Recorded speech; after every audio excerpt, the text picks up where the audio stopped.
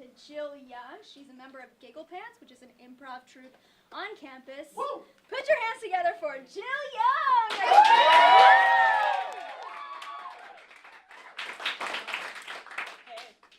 So I recently moved to Texas from California, so I've been doing my best to kind of like slide under the radar and just like fit in with Texas culture, hook 'em horns. But one thing I've noticed about Texas is that there's certain places where they can like smell it on you. You know, like they look me in the eye and they know I've never remembered the Alamo. and in one of these places is Whataburger.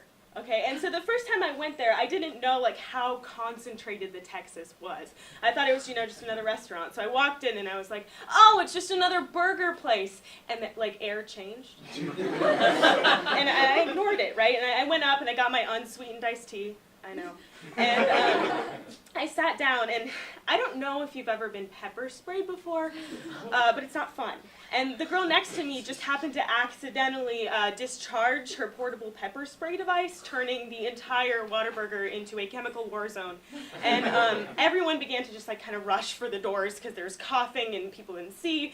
And as I'm just rushing for the door, I look and I see a single person not moving, and it's just a Whataburger employee who was mopping with like a glazed over look in his eye as if he were some sort of like chaos god, like unaware of human like pain. And that's when I realized that Texas is like a strange place. And if I were smart about it, I would have, you know, realized that I had insulted their holy place, and I would have backed off. I would have known I was just a Californian.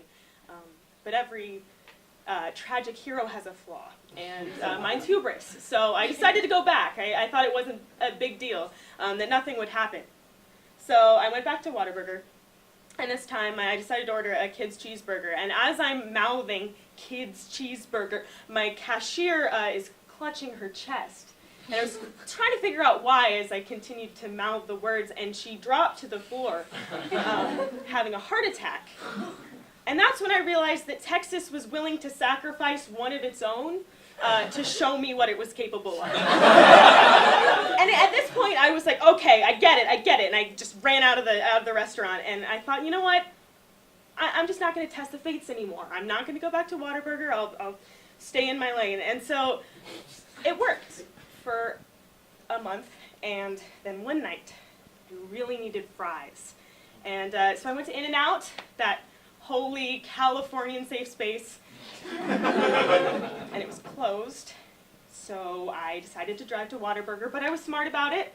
I went through the drive-thru, you know, I figured they wouldn't like detect my curse through the window, and so I ordered a grilled chicken sandwich, good, and some fries, and I was driving along thinking, you know, I'm free, I'm good, and I take a bite and realize that it's a frozen chicken sandwich. But I figure, you know, at least this time no one's life was in danger, and, you know, maybe Texas is finally, you know, understanding of me. Maybe I'm getting away free. And so as I just kind of was happily munching on my fries, I feel the car shift, and I realize I've been rear-ended. And in that moment, I look up, and I adjust my mirror, and I see a person in an orange Whataburger polo, just staring me dead in the eye. And that's when I realized that the eyes of Texas are always upon me.